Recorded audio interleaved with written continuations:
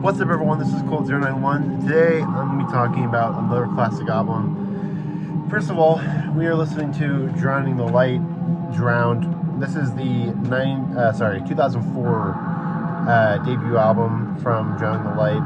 This is the first full length. All the other ones before it are either compilations or demos or EPs. But this is the first full length, and it's just fantastic. It reminds me a lot of like Mutilation, Passage Diver, that kind of stuff. Just like the really dissonant, vampiric black metal. But yeah, the album we are talking about today is a United States black metal essential. It really kind of got the ball rolling for United States black metal. And it was one of the most aggressive albums of its time. And the offspring of this band has become one of my favorite bands in the history of music. I even have a flag behind me of the offspring band, which I'll show in a sec. But the album we're talking about is Havohej-Dethrone, the Son of God. Now, everything released by Havohej or Profanatica at this point was either a demo, a compilation, or an EP. But Havohej-Dethrone, the Son of God was the first thing from Profanatica or Havohej to be a full length, to really set the bar for US black metal. Before I really get started, here's my Profanatica flag. You guys can't really see it in my videos because I'm in front of it, but there it is. It's sweeping in heaven. Fantastic flag. But anyway, this is, in a lot of people's accounts, the first US black metal band that started the current scene, and this is a fucking fantastic album. It has 13 songs of just the most barbaric black metal you've ever heard. It's Profanatica. It's Profanatica nowadays and back in this era. There's not much anything unique about it when it comes to comparing Profanatica, but it's just so much more iconic than a lot of Profanatica. There's also the last song on here called Dethrone, the Son of God, which is famous at this point. It's just the a cappella black metal scream of Paul Ledney just screaming his head off, the most blasphemous metal you've ever heard. And if you open the booklet for this CD, it is just the lyrics for Dethrone, the Son of God. It's pretty amazing stuff. But yeah, the interesting thing about this album is I feel like drum-wise is a lot better than every Profanatica album. The drumming by Paul Ledney is a lot more diverse, and there's a lot more drum fills as opposed to constant blast beats, which I really like about this album. It's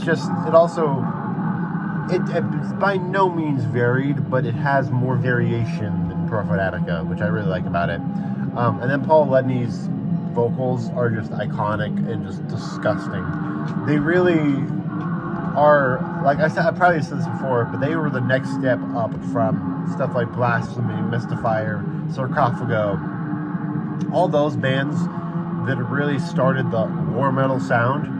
Profanatica, Havohej, they took it to the next level, in my opinion. They made it that much more unlistenable, and ironically, in doing that, they created a stronger fan base. In trying to seek out the unapproachable people, they created a really core fan base, which I find interesting. Once Removed Savior is a great song on here. I Rose, Fucking You Sacred Assholes, The King of the Jews, Raping of Angels, Behold the Prince of Peace. Just so many classic songs on here. And we have to talk about the elephant in the room, the cover on here. It is a controversial cover. A lot of people hate it, a lot of people love it. A lot of people think it's goofy. I think it's fucking awesome. I think it is Profanatica, Paul Ledney, Havohej, exactly the way I want it. Just comically evil, but it's so comically evil that it's fucking awesome. It's not like laughable. So yeah, I think it's a great cover, but that's not here nor there.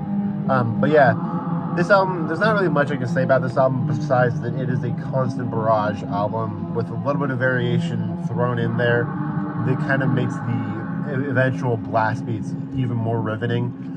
The slow parts on this album, while they are few, they really assist the aggressive, fucked up parts because it makes them stand out even more, And Paul Ledney is one of the best figures in black metal. His drumming is fantastic. It just is unstoppable. Even the newest Pro Fanatic album, Crux Simplex, which I have on CD on my shelf, I haven't seen people talk about it much, but I've been obsessed with it. It's fucking fantastic.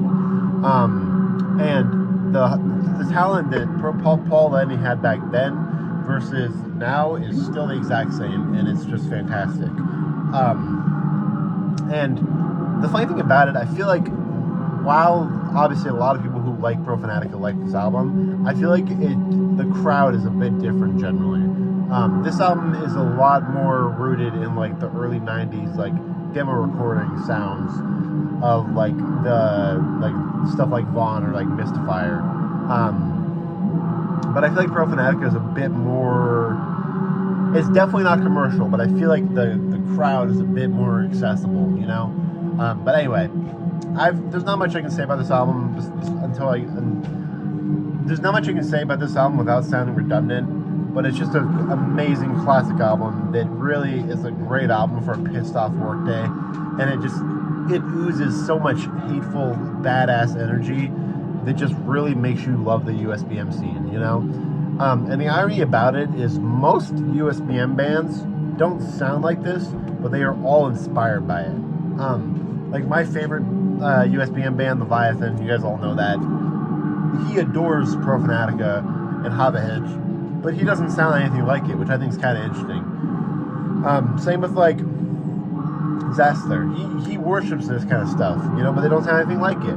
Wolves on the Throne Room, I don't know if they like it, I don't know if they know this stuff, but you know, they're USBM and they don't sound anything like it. So I find it interesting how the first USBM band doesn't sound anything like the current sound, which is interesting. Sorry y'all, my phone storage got full for a second. But yeah, as I was saying, most USBM nowadays does not sound like this, which I think is probably because it's such an unreplicatable sound.